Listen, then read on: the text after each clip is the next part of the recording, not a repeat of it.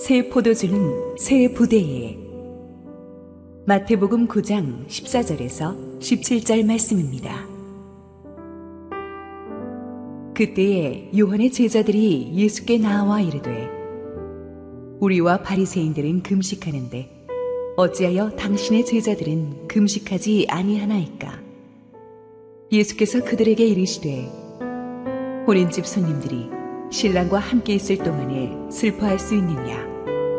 그러나 신랑을 빼앗길 날이 이르리니 그때에는 금식할 것이니라.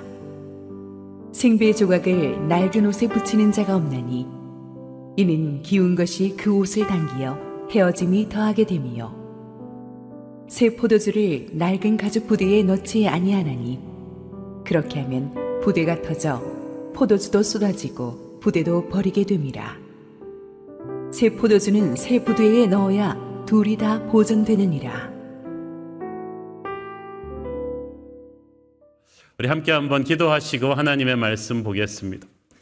사랑의 아버지, 은혜를 감사합니다. 오늘 창립 14주년을 맞아 우리 주님이 우리를 위해 예비하신 축복의 말씀을 듣고 우리가 도전받게 하시고 부족한 종은 온전히 감춰 주시옵소서.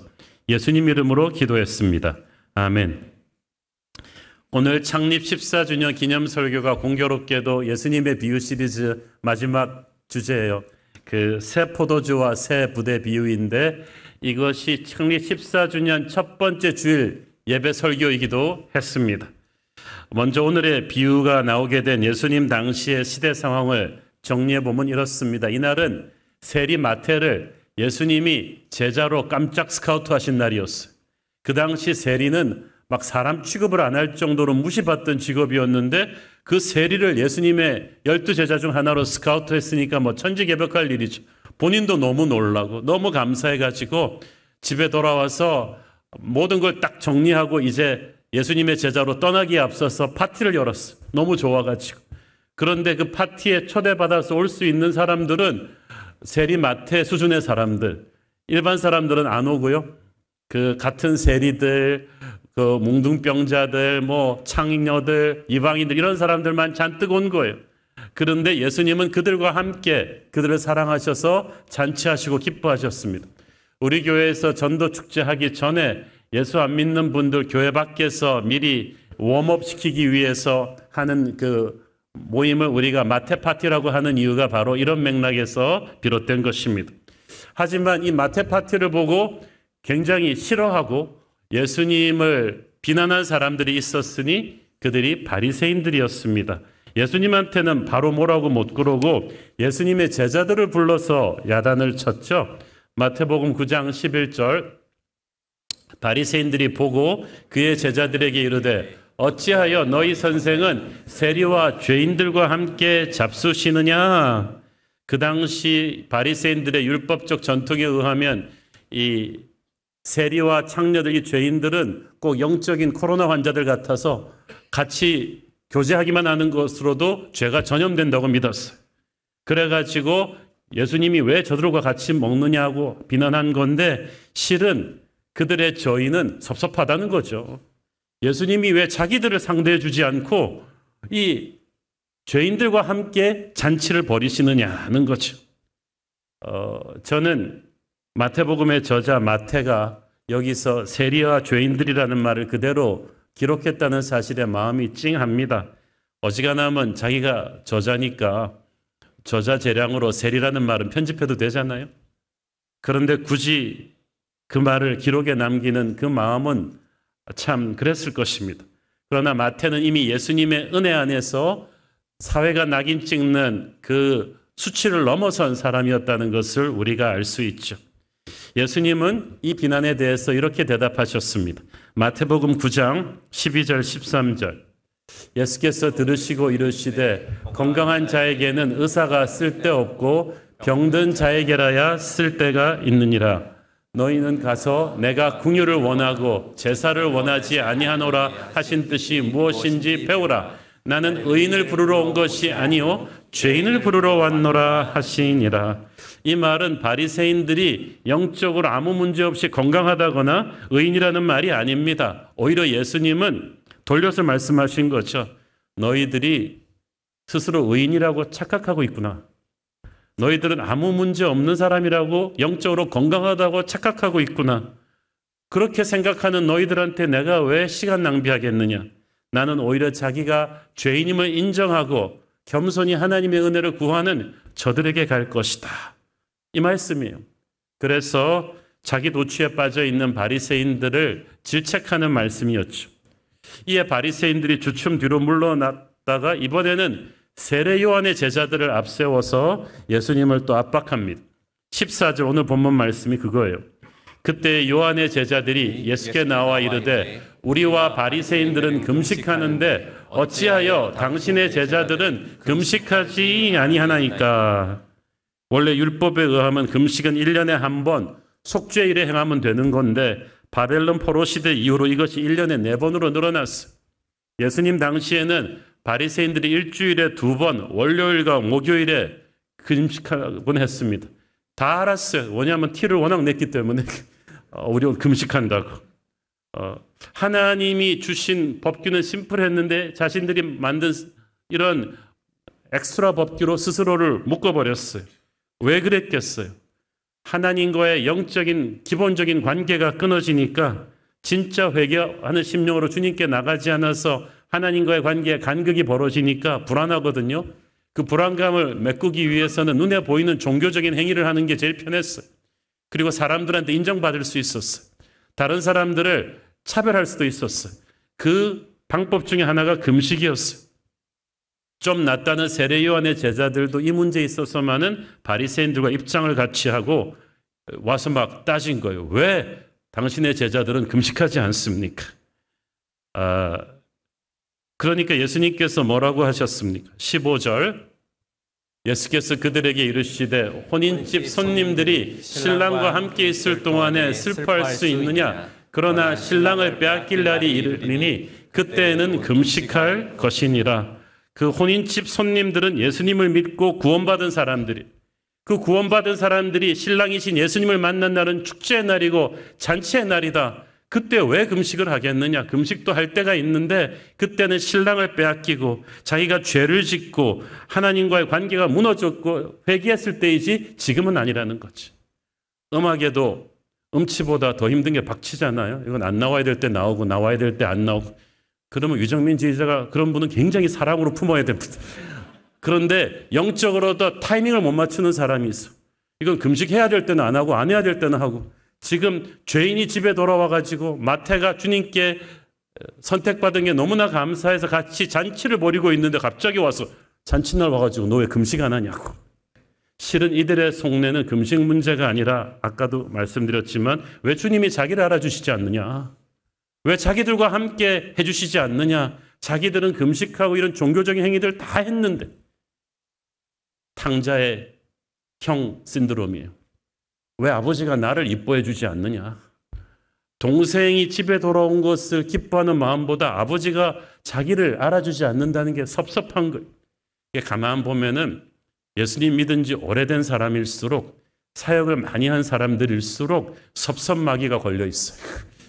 하나님이 왜 나를 알아주지 않지? 왜 목사님은 새가족들만 이뻐하지? 왜 터줏대감인 나의 공로를 알아주지 않는 거지? 이런 게 있는 거예요. 그런 맥락에서 예수님께서 오늘 핵심 주제인 새 포도주를 새 부대에 담아라는 말씀을 주신 거예요. 16절 읽습니다. 생배 조각을 낡은 옷에 붙이는 자가 없나니 이는 기운 것이 그 옷을 당기어 헤어짐이 더하게 됨이요. 이렇게 헤어진 낡은 옷에다가 생배 조각, 그러니까 새 옷감을 쭉 찢어가지고 낡은 옷에 헤어진 부분에다가 갖다 끼워 붙이지 말라는 거예요. 왜 그랬겠어요? 새 옷 살 돈을 아끼자. 여기만 떼우면 된다고 쉽게 생각했겠지. 그런데 거기다 비가 오면 수축 현상이 일어나가지고 그 새 옷감도 버리고 낡은 옷감도 버리고 다 버리게 된다는 뜻입니다. 여기서 낡은 옷은 우리가 예수님 안 믿던 시절에 세상을 의미하는 것이 아니라 옛 유대 종교를 의미하는 것. 새 옷감은 예수 그리스도의 새 생명을 의미합니다. 유대 종교에서는 형식이 중요했어요. 구약시대 때는 금식하고 안식일 지키고 이렇게 성경 암송하고 하는 이런 것들이 중요했어요. 그런데 이런 것들이 필요하지 않다는 건 아니에요. 예수님께서 율법을 필요 없다고 하시지 않았어요. 오히려 율법을 완성시키러 왔다고 하셨어요. 그 말은 무슨 말입니까? 율법은 믿음이 어린 시절에 기초공사와도 같고 그 기초공사 위에 예수님의 새 성전, 새 시대가 와야 된다는 거죠. 문제는 시즌이 지났는데 그 시즌에 계속 머물러 있으면서 새로운 시즌으로 갈 수가 없다는 거예요. 가을이 왔는데 여름 때 입던 반팔을 입고 가을 시즌을 맞이할 수 없는 거예요. 그들은 그 시즌에 맞는 율법의 시대를 살다가 예수님의 시대로 옮겨가지를 못했어요. 그러니까 아직도 다른 형제들을 차별하고 죄인 그리고 의인 차별을 하고 유대인 이방인 금을 긋고 이렇게 벽을 쌓은 거예요. 예수님의 십자가 은혜가 아닌 자신들의 어떤 종교적인 의식으로 인정받으려 하는 것, 그리고 눈에 보이는 그런 어떤 행위를 하지 못하는 사람들을 죄인으로 구분해서 벽을 딱 만들어 버리는 것, 이런 것들이 구약시대 유대인들의 낡은 율법적인 생각이었어요. 이런 데다가 예수님의 새 복음을 같이 꿰맬 수가 없다는 거예요. 그런 율법적인 편협적인 마인드로 예수님이 가지고 오시는 성령의 새 시대를 감당할 수 없을 거라고 하십니다. 우리는 예수님이 요구하신 신앙을 100% 소화하기 어려울 때 우리의 옛사람과 예수님이 주시는 새 복음을 적당히 꿰매서 가려고 하는데 서로가 서로를 견디지 못해요. 예수 믿는다는 것은 그렇게 있는 것을 조금 개량하는 것이 아니라 새로운 시즌으로 가는 거죠. 자동차가 발명되기 전에는 영국이나 미국의 대도시들에서는 다 말이 끄는 마차가 주 교통수단이었습니다.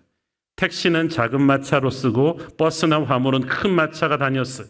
당연히 사람과 짐을 나누는 이 마차 운송회사들이 큰 돈을 벌었죠. 문제는 19세기 말에 헨리 포드라는 사람이 자동차를 발명할 때부터 일어났어요. 전혀 말이 필요 없는 자기가 알아서 가는 이 자동차가 나오면서 기존의 마차 회사들은 충격에 빠졌습니다. 전부 기획회의를 소집했어요. 대책회의죠. 이 새로운 쇳덩어리 경쟁자를 우리는 어떻게 이길 것인가. 그러면서 생각해냈다는 아이디어들이 기가 막힙니다. 야, 말 2마리가 끌던 마차를 4마리가 끌게 해가지고 속도를 더 내게 하자. 경쟁사가 그렇게 한다고 우리는 8마리를 붙이겠다. 혹은 기존의 마차 무게를 가볍게 하기 위해서 좀 더 가벼운 재질의 나무로 쓰는 게 어떨까. 이렇게 하면서 승객들의 짐을 제한을 하자. 뭐 이런 별의별 방식을 다 썼는데 아무리 그렇게 기존 마차를 개량해 본들 수십 마력의 엔진을 갖고 있는 자동차를 이길 수는 없었죠. 점차 이 옛 낡은 부대로 세수를 담으려고 하던 기존의 마차 회사들은 문을 닫기 시작했고 새로운 시대에 살아남는 운송회사들은 말이 끊는 마차를 빨리 팔아버리고 자동차로 갈아탄 회사들이었죠. 예수님은 우리의 삶에 완전히 새로운 삶을 가져오십니다. 마차의 시대도 필요했어요. 그렇지만 자동차의 시대가 들어왔을 때는 새로운 시즌인 거예요. 낡은 옷에다가 꿰매는 새 헝겊 조각이 아니세요, 주님은. 주님은 우리의 옛사람을 개혁하려는 것이 아니라 새 인생을 주시려는 것입니다. 교육은 겸손에서부터 시작합니다. 내가 모르는 것에다 조금 더 하면 돼요. 신앙은 죽음에서부터 시작합니다. 여러분, 시즌이 지난다는 게 그런 거예요. 낙엽이 떨어지면서 여름에 빛깔만 바꿔칠해서 새로운 봄에 새싹이 나지 않아요. 낙엽이 떨어져서 죽어야 봄에 새로운 생명이 나는 것처럼 주님이 내게 오시는 날은 개혁의 날이 아닙니다. 옛 시즌이 완전히 죽고 새로운 시즌이 시작되는 날이에요. 주님께서 그 포인트를 강조하십니다. 네가 낡은 부대를 계속 가지고는 나의 생명의 새 포도주를 감당하지 못할 것이다. 17절 읽습니다. 새 포도주를 낡은 가죽 부대에 넣지 아니하나니 그렇게 하면 부대가 터져 포도주도 쏟아지고 부대도 버리게 됨이라. 새 포도주는 새 부대에 넣어야 둘이 다 보존되느니라. 발효 작업이 아직 끝나지 않은 새 술을 험 부대에 넣게 되면 이 술이 발효하면서 그 부대가 터지게 되죠. 오래된 가죽 부대가 굳어져서 팽창되지 않기 때문입니다. 그러나 새 부대는 탄력성이 있기 때문에 발효시키는 가스가 압력을 증가시켜도 팽창할 수가 있죠. 예수님은 새로운 삶을 가져오십니다. 새로운 능력을 부어주십니다. 그런데 그 엄청난 예수님의 새 포도주를 감당하려면 내 영혼의 부대가 유연해져야 돼요. 바뀌어져야 되는 거예요. 에베소서 4장 22절 24절을 보십시오. 너희는 유혹의 욕심을 따라 썩어져가는 구습을 따르는 옛사람을 벗어버리고 오직 너희의 심령이 새롭게 되어 하나님을 따라 의와 진리의 거룩함으로 지으심을 받은 새 사람을 입으라. 자, 새 사람을 입으라는 말이 명령어로 돼 있죠. 그것은 주님의 책임이 아니라 우리 책임이라는 얘기죠. 옷을 주는 건 주님이지만 받아 입는 건 내가 해야 되지 않나요? 포도주를 부어주시는 건 주님이지만 그 포도주를 담을 부대를 준비하는 것은 나인 거예요. 우리의 마음이 준비가 돼야 돼요. 우리의 인격이 변해야 되는 거예요. 그런데 문제는 우리가 옛 전통에 익숙해져 있기 때문에 이 시즌이 지나왔는데도 버려야 되는 걸 알면서도 잘 버리지를 못해요. 누가복음 5장 39절을 보세요. 묵은 포도주를 마시고 새 것을 원하는 자가 없나니 이는 묵은 것이 좋다 함이니라. 무슨 말이에요? 묵은 포도주가 아니라 새 포도주가 좋다는 걸 알지만 여기 너무 익숙해져 있는 거예요. 예수님은 구약 율법 시대 그 사고방식에 아직도 너무 익숙해져 있는 바리새인들, 그래서 성령의 새 시대로 얼핏 점프하기를 두려워하는 바리새인들을 빗대어서 말씀하시는 거예요. 자, 여러분, 익숙해진다는 게 그만큼 무섭습니다. 아까도 말씀드렸죠. 구약 옛 율법의 시대가 나쁘다는 거 아니에요. 예수님은 나쁘다고 말씀하신 적이 한 번도 없어요. 그러나 예수님은 시즌이 지났다고 하십니다. 율법은 기초 작업이고 거기서 새로운 성령의 시즌으로 가기 위해서는 네가 패러다임 시프트가 필요하다는 거죠. 여러분, 어른이 됐는데도 아이들 마인드로 살아가는 사람을 피터팬 신드롬이라고 합니다. 그런데 영적으로도 그런 분들이 있어요. 여러분, 어릴 때는 괜찮아도 어린일 때도 그러고 있으면 좀 흉한 것들이 있어요. 어릴 때는 애가 기저귀도 차고 옹알이도 하고 막 그 담요도 갖고 다니면서 어르른 깍꿍도 하고 이유식도 먹고 이뻐요. 청년이 됐는데도 그러고 있다. 기저귀 차고 옹알이 하고 이유식 먹고 그거는 조금 씩하죠. 마찬가지죠. 옛 율법이 필요했어요. 어렸을 땐 기저귀를 차야 되고 이유식을 먹어야 되지만 이제 올라가야죠. 시즌이 바뀌었다는 거예요. 그런데 이게 바리새인들 문제만이 아닙니다. 우리 교회도 보면은 다양한 교회에서 수평이동에 오신 성도님들이 많으신데 옛 신앙생활에 대한 추억이 있으세요. 순복음교단, 장로교단, 감리교단, 선교단체 이 다양한 데서 오신 분들은 자기가 처음 걸음마를 띈 신앙생활의 전통에 자기도 모르게 너무 깊이 들어가 있어요. 그래가지고 항상 오셔서 옛날 교회 얘기를 하시는 거예요. 본문의 바리새인들은 자기들이 금식이 자신이 있으니까 금식하느냐 안 하느냐를 가지고 막 신앙을 평가했는데 오늘날 기성신자들도 마찬가지예요. 은사주의 교회에서 자라신 분들은 방언을 하느냐 안 하느냐가 굉장히 중요합니다. 이 세상의 모든 성도를 방언하는 자와 안 하는 자로 딱 갈라가지고 복음주의 교회에서는 제자훈련 받았냐, 성경 코스를 얼마나 뗐는가 이게 중요합니다. 교단 전통이 센 교회에서는 어느 교단 신학교를 나왔는가, 우리 교단 신학교를 나왔는가 이게 굉장히 중요해요. 또 기도 강조하는 교회에서는 새벽기도 나오냐, 철야기도 나오느냐 이걸 굉장히 중요합니다. 거기 나와야 장로가 될 수 있다. 이런 보이지 않는 전통들이 있어요. 나쁘다는 게 아니라 자기가 익숙한 전통을 절대화시키는 게 문제라는 거죠. 이걸 안 하는 다른 사람들은 전부 다 신앙 없는 것처럼 함부로 폄하하는 게 문제라는 거죠. 영성의 세계는 태평양처럼 크고 넓습니다. 새벽기도 중요하죠. 방언 중요하죠. 성경 공부 중요하지만 그건 거대한 태평양을 이루는 작은 바다 중에 하나일 뿐이에요. 좀 더 깊은 바다로 나갈 수 있는데 강릉 앞바다, 동해안 바다에서 찰랑찰랑거리면서 내가 바다를 다 정복했다고 아는 건 어부성설이잖아요. 거기서 배를 타고 태평양처럼 넓은 영성의 세계로 우리는 날마다 나가야 돼. 그것이 새 부대적인 마인드인 걸 믿습니다. 낡은 부대란 그러니까 오늘의 본문에서는 불신자의 문제가 아니라 경직된 신앙 전통에 갇혀버린 기성신자의 문제인 거예요. 그래서 새 부대, 뉴 와인스킨스를 준비해야 돼. 새 부대를 만들기 위해선 우리는 과거를 확실히 마무리 짓고 가야 합니다. 고린도후서 5장 17절을 보세요. 그런즉 누구든지 그리스도 안에 있으면 새로운 피조물이라 이전 것은 지나갔으니 보라 새 것이 되었도다. 이 말씀은 이전 것을 확실히 이전 것으로 지나가게 해야 새 것을 확실히 누릴 수 있을 것이다 라는 거예요. 자, 여러분, 몸은 새로운 시즌으로 왔는데 마음은 이전 시즌에다 아직도 두고 온 사람들이 굉장히 많아요. 미국에 이민 가서 정착하지 못하는 분들은 몸은 태평양을 건넜지만 마인드는 계속 한국식으로 살아가려고 하니까 계속 화가 나고 적응을 못하는 분들이 많아요. 시집을 갔는데, 장가를 갔는데 아직까지도 부모에게 달려가는 캥거루 증후군 사람들은 부부 생활을 잘하기가 어렵습니다. 어정쩡하게 낡은 부대를 가지고 적당히 새 포도주를 받으려고 하면은 부대가 터져버려요. 시간이 지났다고 끝난 게 아니라 지나가긴 했지만 아직 우리 마음속에 마무리되지 않은 과거, 이걸 트라우마라고 합니다.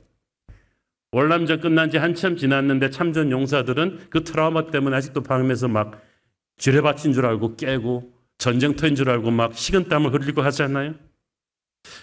우리의 미래로 가는 발목을 끌어당기는 족쇄는 아직 우리가 정리하지 않은 과거예요. 우리가 꿈꾸는 미래는 그 과거로부터 확실히 결별하지 않으면 결코 우리의 것이 되지 않아요. 그런데 이게 굉장히 어려워요. 우리가 과거가 안 좋은 거 알면서도 익숙하기 때문에 몸은 미래로 가고 있는데 자꾸 이렇게 막 돌아보게 되거든요. 이것 때문에 완전히 인생 망한 사람이 롯의 아내 아닙니까? 하나님이 멸망의 땅에서 건져주셨는데 애증하나면 얼마나 감사하겠어요. 유황불이 떨어지는 데서 건져주셨는데 약속의 땅으로 그냥 가면 될 건데 하나님이 끌고 가시는데 괜히 돌아보다가 소금 기둥 되잖아요. 오늘날 너무나 많은 하나님의 백성들이 그래요. 하나님이 약속의 땅으로 옮겨주는 교회에 같이 들어와 있는데 다 같이 특세하고 새로운 땅으로 가고 있는데 자기만 자꾸 익숙하던 옛사람의 과거 돌아보다가 소금 기둥 되시겠습니까? 나쁜 것이 확실히 정리되지 않고는 새로운 것이 싹 틀 수가 없어요. 시간이 지났다고 끝난 게 아니에요. 여러분, 우리의 과거를 성경적으로 확실히 정리하고 새로운 시즌으로 가는 의지적인 작업이 필요합니다. 제가 존경하는 우리 헨리 클라우드 박사, 미국의 저명한 크리스찬 상담가죠. 이분의 책에 그런 이야기가 나옵니다. 이분이 최근에 그 수지라는 젊은 아주 매력적인 미국인 직장인 여성을 상담했는데 수지는 세 번째 사귀던 남친과 헤어지고 나서 박사님을 찾아왔습니다. 자기가 이제 네 번째 남자친구를 사귀고자 하는데 축복기도 해달라는 거야. 클라우드 박사는 너무 놀랐습니다. 왜냐하면 자기가 알기로 수지가 세 번째 남친과 헤어진 지 한 달도 안 됐거든요. 그런데 너무나 의욕적으로 나 네 번째 남자친구가 시작할 텐데 이 사람은 데이팅 앱을 통해서 만났는데 이 사람은 This is it. 좋은 사람이라니까 결혼으로 꼴이 날 수 있도록 축복기도 해달라는 거예요. 상황 설명을 대충 들은 헨리 클라우드 박사가 딱 한마디 수지 just stop it. 이제 좀 그만하라고. 이제부터 영적인 분별력을 갖도록 내가 설명을 해주겠다. 이 수지는 항상 남자가 남자다운 남자를 좋아했어. 좀 주도적이고 리더십 있는 사나이다운 사나이, 알파형 남성을 원했어요. 그래서 그런 성향의 남자들하고만 데이트를 하는데 헤어질 때는 또 이유가 이 사람이 너무 자기 맘대로 한다고. 그래서 헤어지는 거예요. 처음 사귈 때는 아니 진취적이고 주도적인 남자 좋다 그래 놓고 헤어질 때는 너무 자기 맘대로 한다 그래서 헤어지고 이 똑같은 만나고 헤어짐의 패턴이 2년 동안에 3번 반복된 거예요. 다 똑같은 유형의 남성들을 똑같은 이유로 헤어져요. 박사님은 수지한테 Just look at your past. 이 과거를 한번 봐라. 이 똑같은 패턴의 문제가 계속 반복되었다는 것은 당신은 지금 문패만 바꿔 달고 있지 새로운 미스테이크를 계속 반복하는 거다.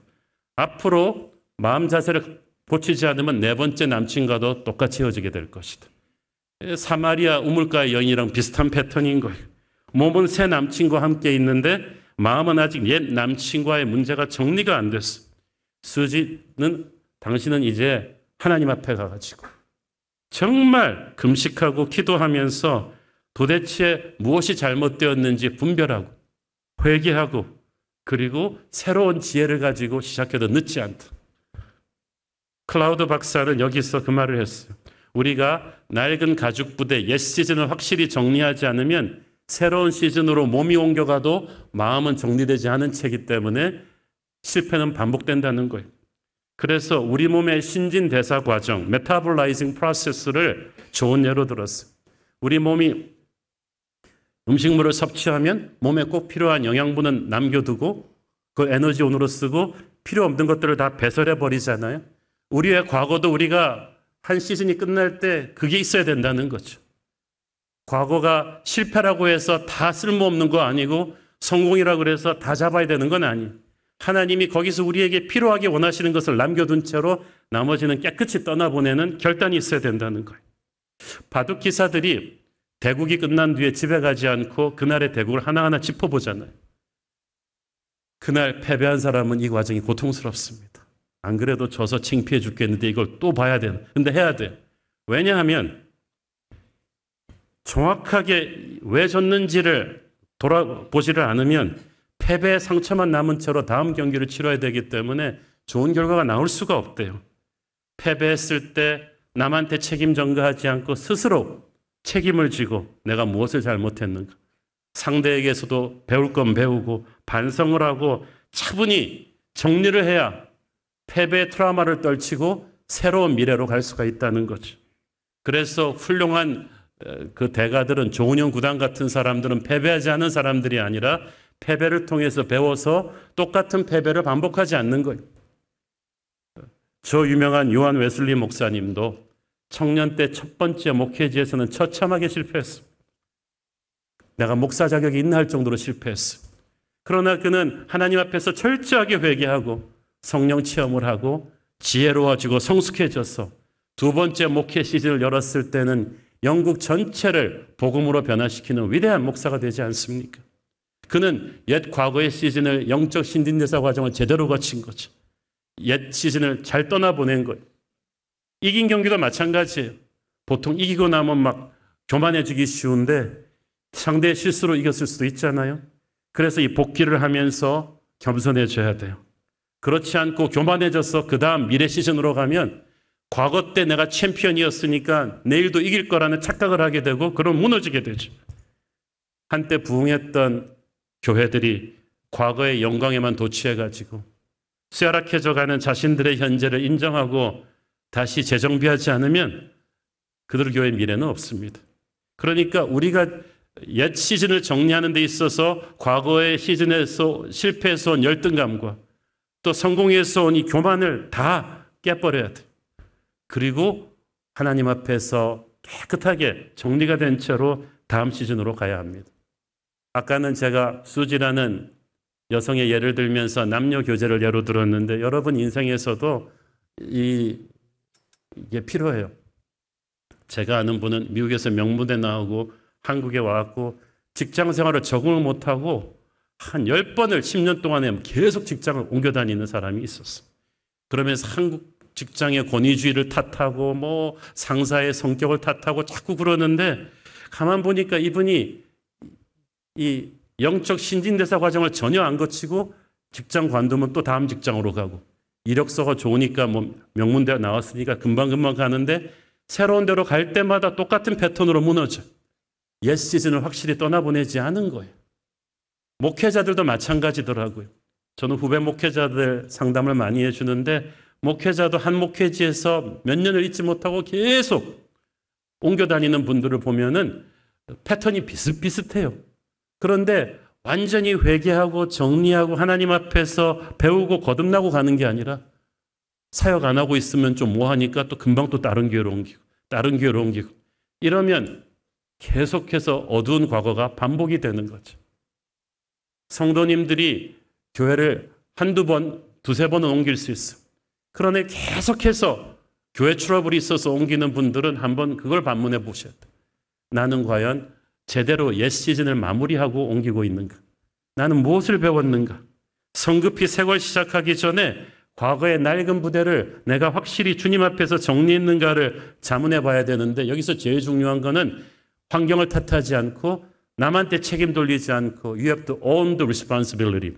여러분이 책임을 져야 돼요. 가장 먼저 내가 회개할 것은 없는가? 내가 잘못한 것은 없는가? 그리고 하나님 앞에 엎드리며 회개하며 그분의 음성을 들으면 하나님께서 나를 다시 회복시키시고 상처의 독을 빼시고 새로운 지혜를 겸비해 주실 줄로 믿습니다. 문제의 원인을 하나님 앞에서 이렇게 제대로 회개하면서 파악을 하고 용서할 건 용서하고 떠나보낼 건 떠나보내면 하나님이 우리를 새 부대 되게 하셔서 축복의 새 포도주를 담을 그릇이 되게 하실 거예요. 새 부대는 둘째로 유연한 마음이에요. 새 부대는 신축성이 있다 그랬잖아요. 부드럽다 그랬잖아요. 유연한 마음이란 간단히 말해서 내 고집과 생각, 경험이 있어도 하나님의 뜻에 그대로 다 맞출 수 있는 마음이에요. 저는 하나님 어떻게 하시든 뭐든지 맞추겠습니다. 이것이 유연한 마음이죠. 영성이란 하나님의 스텝에 맞춰 춤추는 것이다 라는 말이 있죠. 춤출 때 기본은 못 추는 사람이 잘 추는 사람의 리드를 따라가는 거죠. 결코 둘이 의논해가지고 하는 거 아니에요. 잘 추는 사람 하는 대로 따라가야 돼. 그래서 못 추면 자존심이라도 없어야 되고 그냥 따라가야 되는 거죠. 하나님과 함께 춤을 출 때 내가 다 이해해서 내가 다 편해서 따라가는 게 아니에요. 하나님이니까 불편해도 그냥 따라가는 거죠. 그래서 겸손한 마음은 하나님이 쓰실 수 있는 유연한 새 마음이 되는 줄로 믿습니다. 에스겔 36장 26절 27절 또 새 영을 너희 속에 두고 새 마음을 너희에게 주되 너희 육신에서 굳은 마음을 제거하고 부드러운 마음을 줄 것이며 또 내 영을 너희 속에 두어 너희로 내 율례를 행하게 하리니 너희가 내 규례를 지켜 행할지라. 우리가 겸손해지면 새 마음을 누가 주세요? 성령께서 주세요. 그걸 받는 거예요. 그 유연한 마음을 가지게 되면은요, 쓸데없는 자존심이 없어져요. 아까 말씀드렸죠. 영성의 세계는 크고 넓은 거예요. 여러분의 신앙 경력에 따라서 스타팅 포인트는 다를 수 있어요. 어떤 분은 장로교에서 시작하셔서 성경 공부와 전통에 아주 강하시고, 어떤 분은 순복음교에서 시작하셔서 막 방언과 기도에 강하시고, 시작점이 어떻든지 간에 그게 나쁜 건 아니고 그것만 붙들고 있는 것은 동해바다에 머물면서 태평양을 가보지 못하는 것과 똑같다는 거예요. 내가 익숙한 것, 내가 배우고 경험한 영적인 전통이 다가 아님을 인정을 해야 돼. 바리새인들은 이걸 인정을 못하니까 유대인 예루살렘 밖을 나가지 못하는 거예요. 그런데 예수님께서는 땅끝까지 이르라고 그랬잖아요. 예루살렘과 사마리아의 벽을 깨야 돼요. 그리고 내가 익숙하지 않아도 하나님이 예비한 새 포도주를 받으려는 겸손이 있어야 돼요. 저는 고신 출신의 목회자 아버님 밑에서 자라났습니다. 아버님은 유머가 많은 분이었지만 설교 때는 웃지 않았습니다. 저는 교회는 웃지 못하는 데인 줄 알았어요. 아기가 울면 쫓겨나가는 곳이 고신교회였어요, 옛날에. 그리고 신학을 보수적인 웨스트민스터 신학교에서 공부한 철저한 캘빈주의자입니다. 거기만 머물렀으면 제 목회는 오늘과 달랐을 거예요. 근데 하나님의 은혜로 대학교 때 김중건 목사님을 만나게 돼서 CCC 활동을 시작했어요. CCC 활동을 시작하면서 장로교를 넘어선 초교파적인 대학생 친구들을 사귀게 되었고, 특히 민족을 가슴에 품고 기도하는 그 거대한 비전, 또 소그룹 성경 공부와 이 제자훈련의 중요성을 그때 눈을 뜨게 되었어요. 그때 미국 전역에서 모여든 젊은이들과 함께하는 2박 3일, 3박 4일의 컨퍼런스를 기획하면서 시간 낭비하지 않고 효율적으로 이걸 진행하기 위해서 예배 큐시트가 있어야 된다는 걸 그때 배운 거예요. 지금은 우리 교회에서 다들 접하고 있지만 그게 한 40년 전, 35년 전에는 희귀품이었어요. 이게 예배가 큐시트가 있어? 근데 그거를 그때부터 배운 거예요. 초교파적 플러 신학대학원에서 박사학위 하시면서 성령운동 하시는 분들을 만났어요. 미국에서, 한국에서. 미국 목사님들도 철야기도 하고 금식기도 하고 막 통성기도 하시는 분들을 만났어요. 그래서 Where did you learn it? 어디서 그런 기도를 배웠냐 그랬더니 From Korea. 그러면서 한국에서 배웠다는 거지. 그러면서 기도의 파워를 그때 배우게 되었고, 또 침례교 목사님들과 사귀다 보니까 이분들은 정말 주일학교 시스템이 좋아요. 어릴 때부터 작년까지 주일학교가 촘촘한 거예요. 아마 새로운 교회 뉴젠 주일학교의 이 촘촘한 시스템은 거기서부터 비롯되었을 거예요. 또 감리교 목사님들, 구세군 출신 목사님들과 사귀다 보니까 이 교회 사회 참여가 너무나 중요해. 가난하고 병들고 헐벗은 자들을 위해서 교회가 할 수 있는 일이 굉장히 많은데 우리 교회 러브 미니스트리 아마 모판이 그때부터 제게 왔을 거예요.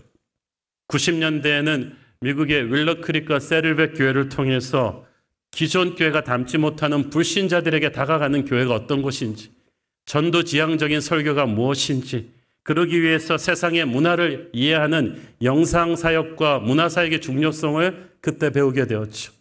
그리고 거기서 존 맥셀이라는 목사님을 만났는데 이분은 기업인들한테도 리더십 강의를 하면서 전도하는 분이에요. 그래서 와, 저럴 수가 있구나. 리더십 강의나 책을 쓰면 불신자들을 만날 수 있겠구나. 그것이 이제 나중에 한국 돌아와서 거인들의 발자국이라는 책의 모태가 되었고, 리더십이라는 주제를 가지고 세상 속의 남자들에게 전도하자는 그 목회 철학이 그때 제게 심어졌죠. 온누리교회에서 부교역자 생활할 때는 야, 장로교회에도 성령운동 할 수 있구나. 이것을 배우게 되었고 문화사역과 선교사역의 중요성을 가슴에 품게 되었습니다. 여러분도 느끼고 있다시피 그 모든 것들이 지금 새로운 교회 목회 안에 녹아 있잖아요. 그것은 제가 그 30년이 넘도록 제가 신학교 가는 그 순간부터 하나님이 주시는 부흥의 새 포도주를 담기 위해서 이 넓은 영성의 세계에 내가 모르는 게 너무나 많은데 나는 교파와 교단과 나이와 배경 상관하지 않고 이단이 아닌 이상 하나님이 그 시대에 부어주시는 새 포도주의 주역들로부터 배우겠다. 그 심정을 가지고 사실 쉽지는 않았어요. 처음 장로교 고신 출신 목사가 예배에서 찬양하면서 여기까지 손 올라가는데 1년 걸리는 거죠. 두두두두두 올라간. 우리 교회도 그런 분들 딱 보면 제가 어느 교파 출신인지 알겠어요. 제가 스승으로 삼았던 교단, 교회와 단체 지도자들도 완전했던 건 아닙니다. 그러나 그 시대에 쓰임받았던 분들이에요. 그러나 그분들도 거기서 더 나가지 못했을 때는 현대판 바리새인들처럼 경직되어 버렸죠. 중요한 것은 우리가 끊임없이 나의 부족함을 인정하고 새 시대에 부어주시는 성령의 새 포도주를 받을 수 있는 겸손한 이 마인드를 가지고 있는 거죠. 저는 특히 오늘 본문에서 강조하고 있는 새 부대란 잃어버린 영혼을 구원하려는 예수님의 마음이라고 생각합니다.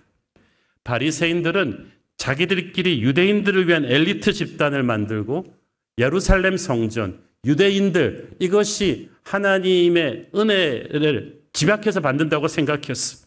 그래서 이렇게 세리 마태나 친구 같은 세속적인 사람들은 교회 들어오면 교회가 더러워진다 하면서 담을 쌓은 거예요. 그들의 신앙생활은 외부인들이 감히 범접할 수 없는 종교적인 사교 클럽이었습니다. 그런데 지금도 교회 문턱은 높아요. 교회가 점점 쇠락하고 있다고 걱정들 하고 있는데 그런 교회들 가보면 정말 불신자들이 와서 숨쉬기도 힘들 정도로 전통적이에요. 너무 종교적이에요. 불신자들을 그 분위기 자체로 쫓고 있는 거죠. 이사야서 54장에 보면은 네 장막터를 넓히라고 하잖아요. 전도와 선교의 폭을 넓히라는 열정을 가지라는 말인데 사실 교회들이 처음 개척할 때는 다 장막터 넓혀요. 사람이 없으니까 어떡해요. 다 전도하고 선교할 수밖에 없는데 이게 교회 성장학 그 연구에 나와 있는데 교인들이 한 200명만 되면 그 다음부터는 사람들이 모인 사람들의 필요를 채워주는 쪽으로 목회가 방향이 선회하게 된대요.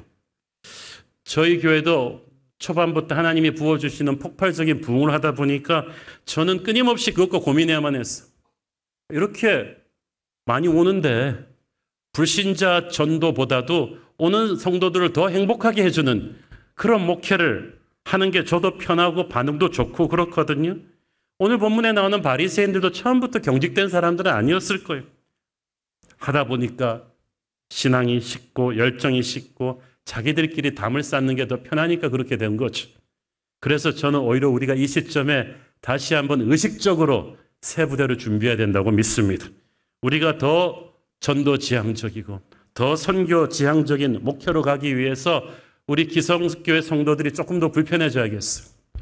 조금 더 생각을 해서 이 시대의 아픔을 가슴에 안아야만 됩니다. 우리 교회가 이 정도면 됐다고 생각할 수도 있죠. 이 정도면 충분히 할 만한 거 아니냐? 근데 그게 지금 우리의 가장 큰 적일 거예요. 우리 교회는 괜찮은 교회가 아니라 주님 주시는 새 포도주를 담을 수 있는 이 시대 최고의 사도행전적인 교회가 되어야겠거든요. 그러기 위해서는 교회 담벼락이 더 내려와야 돼요. 아직도 하나님 모르는 사람들이 한국에 너무 많아요. 우리나라는 지금 집단적으로 우울증, 분노 조절 장애, 외로움, 참심으로 그냥 가득 찬 영적으로 병든 사람들 투성이. 교회는 과연 그런 세상에서 지친 영혼들이 치유받을 수 있는 곳인가? 교회 예배는 세상의 쇼와는 다른 어떤 감동이 있을까? 우리 성도들의 삶에는 마태 파티가 있을까? 어떻게 하면 예수님을 모르는 사람들이 복음으로 달려올 수 있도록 그런 영적인 매력을 가진 교회가 될 것인가? 우리는 좀 더 전도지향적인 교회가 되기 위해서 몸부림쳐야 될 줄로 믿습니다. 코로나가 끝나면서 이제 본격적인 단기 선교들이 가동이 되는데 우리가 인도네시아, 캄보디아, 몽골리아가 우리를 부르고 있습니다. 우리 아이들한테도 전도를 가르치고 선교를 가르쳐야만 됩니다. 최근에 인도네시아 단기 선교 갔다 온 우리 청소년부 아이들이 얼마나 변해서 왔는지 처음에 갈 때는 내가 왜 가야 되느냐 그러면서 막 도살장에 끌려가는 소처럼 가더니 갔다 와가지고는 내년에는 2주 동안 가고 싶어요. 막 그러면서 그렇죠.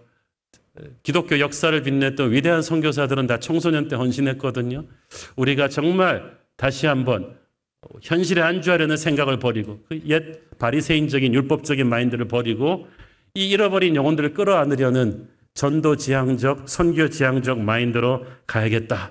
그것이 창립 14주년을 맞아서 하나님이 제 가슴 속에 심어주신 생각이에요. 우리 성도님들도 같이 공감해 주시리라고 믿습니다. 우리는 교회 모든 사역과 조직을 다시 재정비해서 가장 오래된 기성신자들부터 전도지향적이고 선교지향적인 그런 교회로 거듭나기를 원합니다. 교회가 세상의 유일한 소망이기 때문입니다. 기도하겠습니다. 주님 은혜를 감사합니다. 새 포도주를 담을 새 부대가 되게 하여 주시옵소서. 예수님 이름으로 기도했습니다. 아멘.